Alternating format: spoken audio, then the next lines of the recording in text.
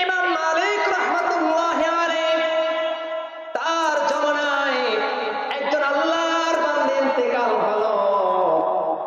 ইন্তেকাল হওয়ার পরে তাকে গোসল করানোর জন্য আরেকজন মহিলা দরকার হয়। কথা বলেন ঠিক কিনা? মহিলাকে গোসল করার জন্য আরেকজন মহিলা দরকার হয়।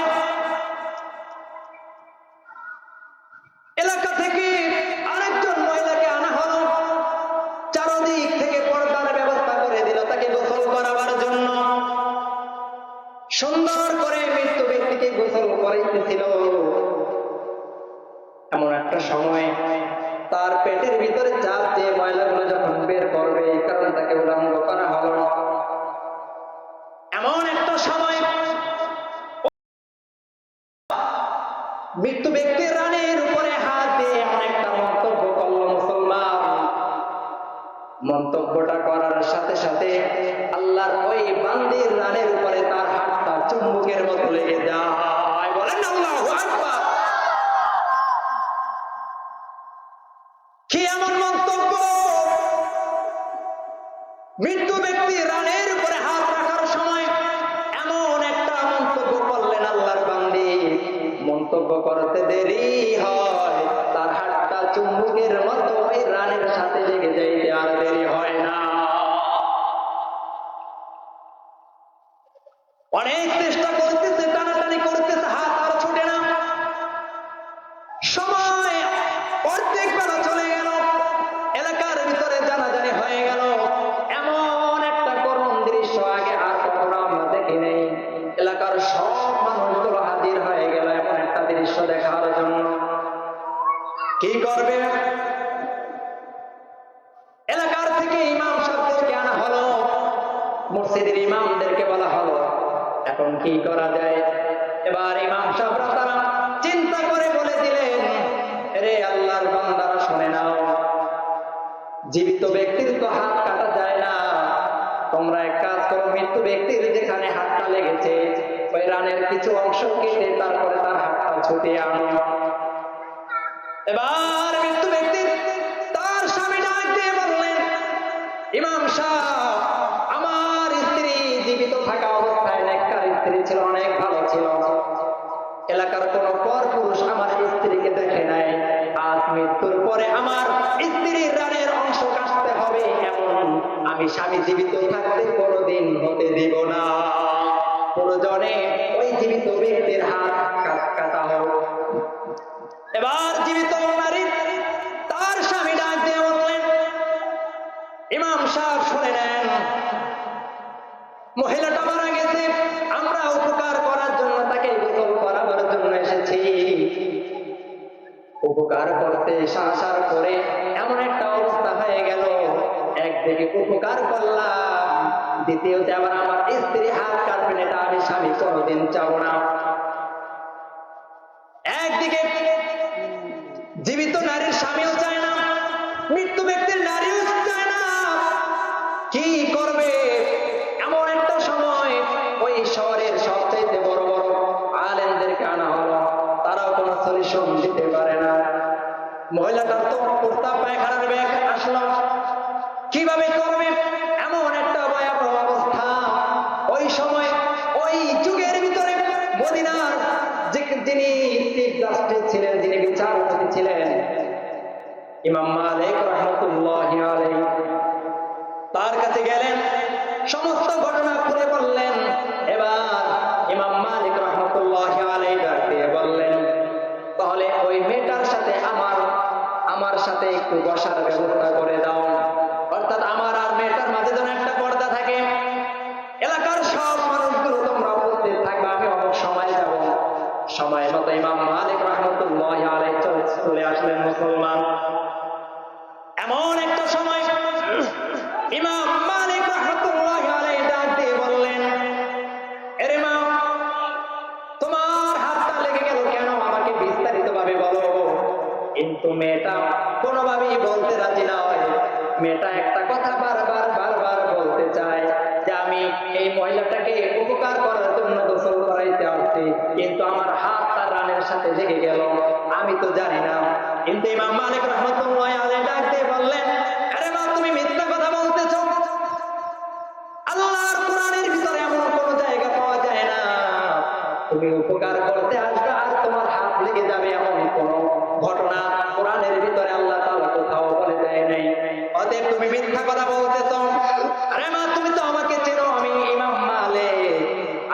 বিচারপতি মদিনার আসতে, শুনে নাও, আমি যদি ধরতে পারি তোমাকে কঠিন থেকে কঠিন শাস্তি দেব, শুধু শাস্তি নয়, তোমাকে আমি এই মৃত্যু ব্যক্তি, এই মৃত্যু নারীটার সাথে তোমাকে আমি জীবিত দাফন করে দিব।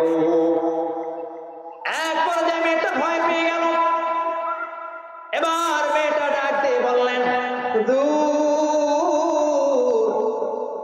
আমি যখন এই মহিলাটাকে আমি গোসল করাইতেছিলাম, এক পর্যায়ে তার পেটের ময়লাগুলো পরিষ্কার করব, এমন একটা সময় আমি তার ময়লাগুলো যখন বের করব, তাকে উলঙ্গ করলাম।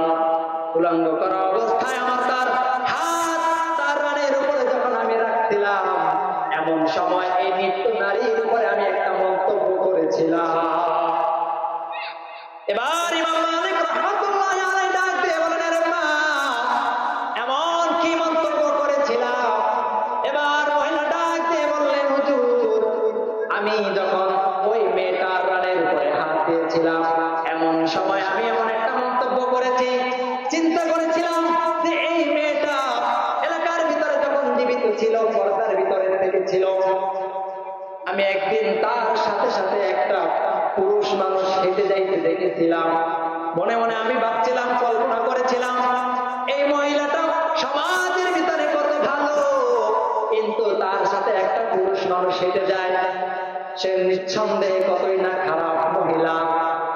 হুজুর, আমি যখন এই মহিলাটার রানের উপরে হাত রেখে এমন একটা মন্তব্য করেছিলাম, মন্তব্যটা করতে দেরি হয়, আমার হাতটা ওই মহিলার রানের সাথে লেগে যাইতে দেরি হয় না।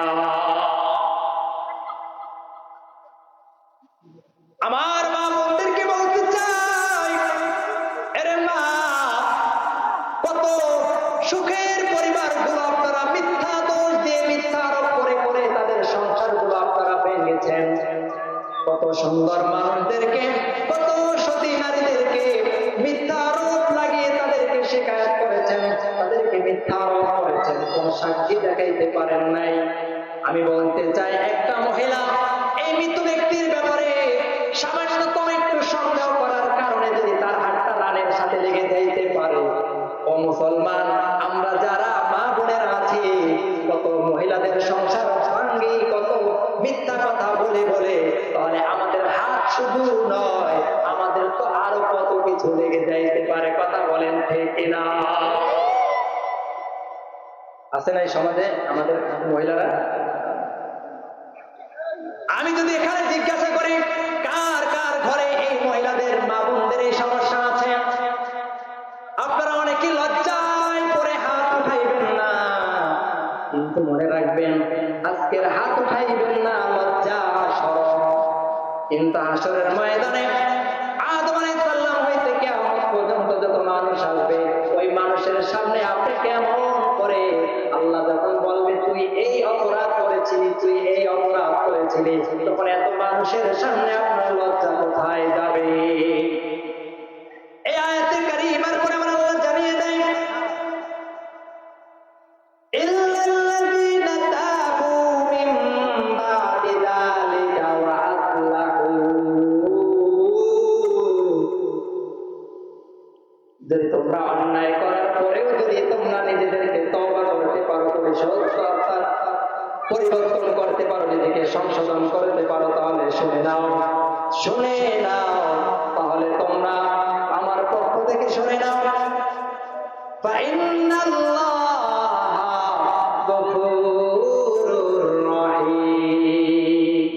আমি রবের পক্ষ থেকে শুনে নাও, তোমাদের জন্য ক্ষমার ঘোষণা। আমি আমার মা বোনদেরকে বলতে চাই, রে মা, এটা তো শেষ জীবন নয়, এই জীবন তো শেষ নয়, আপনার আমার হায়াত কার কখন শেষ হয়ে যায় কেউ বলতে পারে না। আমাদের জন্য কিন্তু একটা সময় অপেক্ষা করতেছে, ওই কবরের ভিতরে কি জবাব দিবেন, এই অন্যায় করার কারণে কি জবাব আল্লাহর কাছে দিবেন। এবার ইমাম মালিক রাহমাতুল্লাহ আলাইহি দাজ্জালকে উপর ডাক দিলেন, আরে দাজ্জাল, এবার এই মহিলাকে আল্লাহর কোরআন বলেছে 80টা বেত্রাঘাত করো। দাজ্জালকে অনুমতি দিয়ে দিলেন, যখন 80টা বেত্রাঘাত করবা, কোনো ভাবেই যেন তোমার অন্তরের ভিতরে মায়া দয়া যেন না লাগে।